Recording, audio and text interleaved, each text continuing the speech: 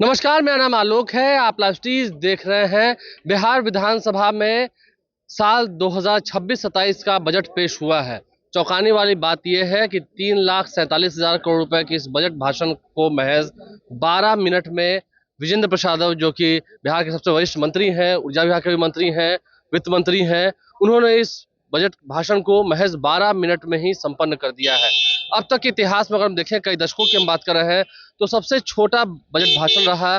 Budget का आकार क्या है, कितना बढ़ा है, क्या खास है इस बजट में, पिछले साल की तुलना में कितना अधिक है, क्या क्या काम होंगे, इस 12 मिनट के ही भाषण में विजेंद्र प्रसाद यादव, जो कि बिहार सरकार के वित्त मंत्री हैं, ऊर्जा मंत्री भी हैं, सबसे नीतीश कुमार के करीबी माने जाते हैं, क्या कुछ उन्होंने कहा है विधानसभा के अंदर बजट सत्र में बजट पेश करते हुए, आप सुनिए।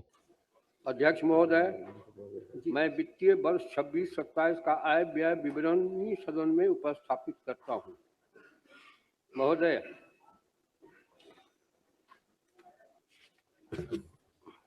आपकी अनुमति से मैं वित्तीय वर्ष 26-27 के लिए राज्य का वार्षिक आय व्यय बजट अनुमान सदन के समक्ष प्रस्तुत कर रहा हूं।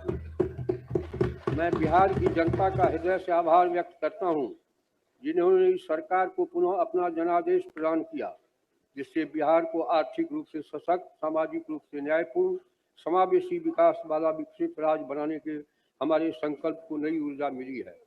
महोदय, माननीय प्रधानमंत्री श्री नरेंद्र मोदी जी के नेतृत्व में प्रस्तुत केंद्रीय बजट 25-26 में बिहार के लिए मखाना बोर्ड की स्थापना, ITI पटना के विस्तार, खाद्य प्रसंस्करण संस्थान, हवाई अड्डा विकास एवं प्रमुख सिंचाई परियोजनाओं को मिले सहयोग हेतु मैं राज्य की ओर से आभार व्यक्त करता हूं।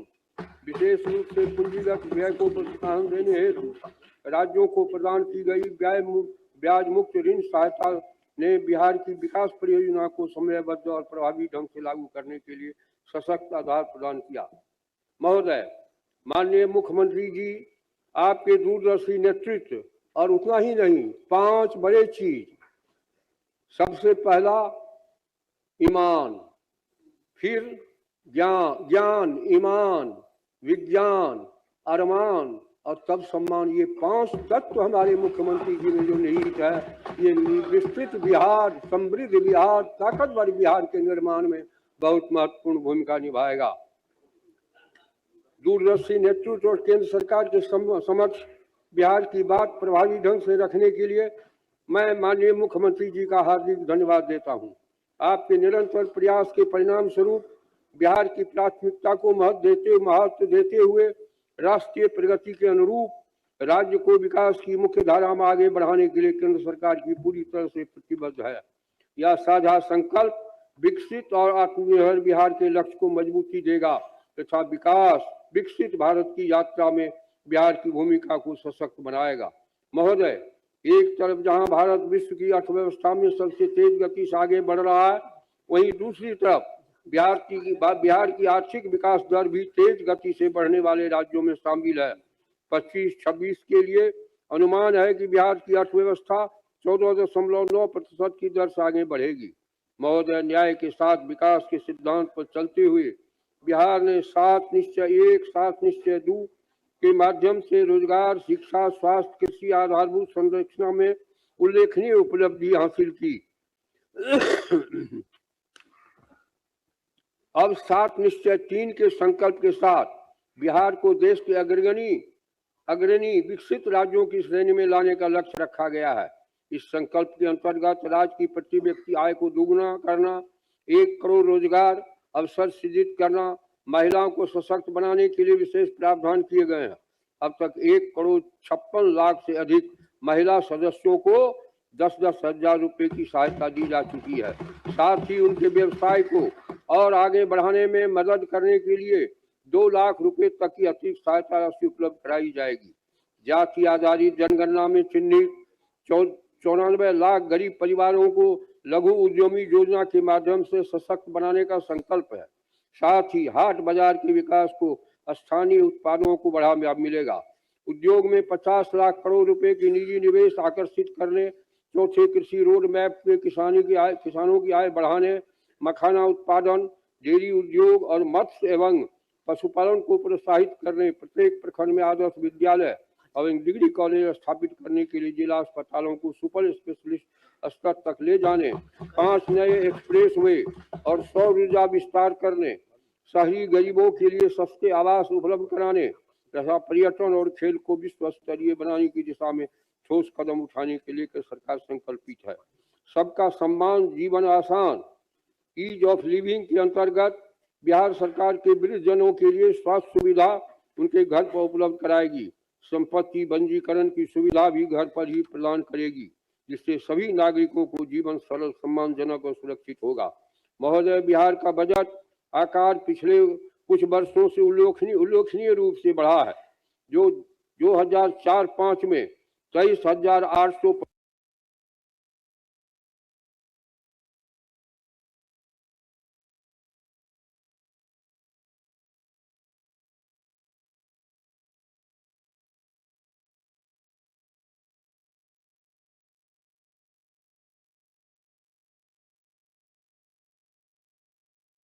25 करोड़ रुपए से बढ़कर 26 था, जिनमें पर्याप्त कर बंटवारा, केंद्र प्रायोजित स्कीमों हेतु अधिक वित्तीय आवंटन, बड़े अवसंरचना कनेक्टिविटी परियोजना के लिए विशेष सहायता के साथ साथ राज्य की बाढ़ और सुखाड़ जैसी संरचनात्मक चुनौतियों को समाधान हेतु नदियों को परस्पर जोड़ जैसी राष्ट्रीय महत्व की परियोजना में केंद्रीय सहयोग अपेक्षित है। ऐसा सहयोग बिहार की विकास यात्रा को नई गति देगा, जल प्रबंधन, कृषि उत्पादकता तथा आपदा जोखिम न्यूनीकरण में दीर्घकालिक लाभ सुनिश्चित करेगा तथा राज्य समावेशी विकास की ओर तेजी से आगे बढ़ सकेगा तथा विकसित भारत के संकल्प के साथ समृद्ध आत्मनिर्भर बिहार के लक्ष्य की ओर निर्णायक कदम रख सकेगा। महोदय, इस दृष्टि और संकल्प के साथ मैं अब वर्ष 26-27 के बजट का सारांश आपके समक्ष प्रस्तुत करता हूँ। वित्तीय वर्ष 26-27 में बिहार का राज्य का बजट आकार 3,47,589 करोड़ 76 लाख रुपए है, जो वित्तीय वर्ष 25-26 के बजट से 3,16,895.2 करोड़ रुपए से 30,69,474 करोड़ रुपये 30,694 करोड़ 74 लाख रुपए अधिक है। वित्तीय वर्ष 26-27 में वार्षिक स्कीम का बजट अनुमान 1,22,155 करोड़ 42 लाख रुपए है, जो वित्तीय वर्ष 25-26 के बजट अनुमान 1,16,750 करोड़ रुपये से 5,455 करोड़ 42 लाख रुपए अधिक है। वित्तीय वर्ष 26-27 में स्थापना और प्रतिवर्ष व्यय का बजट अनुमान 2,25,434 करोड़ 34 लाख रुपए है, जो वित्तीय वर्ष 25-26 के बजट अनुमान 2,01,35 करोड़ 42 लाख रुपए से 25,258 करोड़ रुपए अधिक है। 26-27 में कुल व्यय का स्कीम व्यय 36.14%, स्थापना प्रति व्यय 64.86% है। महोदय, वित्तीय वर्ष 26-27 में कुल पूंजीगत व्यय 63,455 करोड़ 84 लाख रुपए अनुमानित किया गया है, जो कुल व्यय का 18.26% है, जिनमें पूंजीगत परिव्यय 26-27 में 39,374 करोड़ 6 लाख रुपए परिव्यय अनुमानित किया गया है, जिसमें सामान्य सेवाओं में 6,170 करोड़ 30 लाख रुपए, सामाजिक सेवाओं में 7,424 करोड़ रुपए एवं आर्थिक सेवाओं में 25,824 करोड़ 96 लाख रुपए की राशि प्रस्तावित है। वित्तीय वर्ष 26-27 में कुल राजस्व प्राप्ति 2,85,277 करोड़ 12 लाख रुपये अनुमानित है, जो वित्तीय वर्ष 25-26 के बजट से 2,60,831 करोड़ 24 लाख रुपए अधिक है। 24,445 करोड़ और संगठन अधिक है। अर्थसंकट अधिक है। वित्तीय वर्ष 26-27 में राज्य के अपने स्रोत से कर राजस्व के रूप में 65,800 करोड़ रुपए प्राप्त होने का अनुमान है, जिसमें 50,000 करोड़ रुपये वाणिज्य कर, 10,000 करोड़ रुपये स्टाम्प एवं निबंधन शुल्क, 5,000 करोड़ रुपये परिवहन शुल्क, 800 करोड़ रुपये भू राजस्व से प्राप्त होगा। वित्तीय वर्ष 26-27 में राज्य के अपने स्रोतों से गैर कर राजस्व के रूप में 9,402 करोड़ 99 लाख रुपए प्राप्त होने का अनुमान है, जो कि वित्तीय वर्ष 25-26 के अनुमान से 8,220 करोड़ रुपये अधिक है की तुलना में 1,142 करोड़ रुपए अधिक है।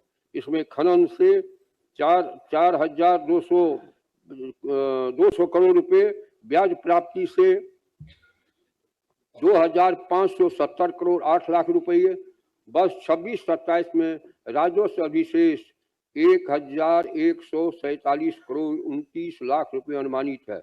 वित्तीय वर्ष में 26-27 में 39,111 करोड़ 80 लाख रुपए राजकोषीय घाटा रहने का अनुमान है, जो सकल घरेलू उत्पाद 13,09,155 करोड़ का 2.99% है। सामयिक निधि में राशि वित्तीय वर्ष 26-27 में सकल व्यय 3,53,045 करोड़ 15 करोड़ रुपया प्रस्तावित है, जिसमें निवल व्यय 3,47,589 करोड़ 76 लाख रुपए है। विदित है कि विनियोग विधेयक के संकल्प व्यय प्रस्तावित किया जाता है। वित्तीय वर्ष 26-27 में सकल व्यय 3,53,045 करोड़ रुपये में मध्य 3,02,242 करोड़ 13 लाख रुपए एवं भारित राशि 50,803 करोड़ 2 लाख रुपए हैं। अध्यक्ष महोदय, माननीय सदस्यों ने मेरा भाषण पूर्ण एकाग्रता से सुना है, इसलिए मैं सदन के सभी सदस्यों के प्रति आभार प्रकट करते हुए मैं वर्ष 26-27 की वार्षिक वित्तीय विवरणी एवं अन्य बजट दस्तावेज को सदन के समक्ष प्रस्तुत करता हूँ। बहुत बहुत धन्यवाद। तो बिहार के सबसे वरिष्ठ मंत्री है विजेंद्र प्रसाद यादव, महज 12 मिनट में ही उन्होंने अपना बजट भाषण पूरा कर दिया है। जब वो वित्त विभाग की वो पोटली लेकर गए थे अंदर, तो ऐसा लगा था कि कितना फायदा होगा, राजस्व को कितना फायदा होगा, क्योंकि एक तरफ जहां बिहार सरकार महिलाओं को 2 लाख रुपए देने का वादा कर रही है, युवाओं को नौकरी रोजगार देने का वादा कर रही है, उन सभी चीजों का मिश्रण होगा तो कितना बढ़त होगा बजट के आकार में। विजेंद्र प्रसाद यादव, बिहार सरकार के मंत्री, वित्त मंत्री, क्या कुछ कहते हैं, आपने सुना है। हमारे चैनल को सब्सक्राइब कर लें, साथ साथ फेसबुक पेज भी लाइक करें। धन्यवाद।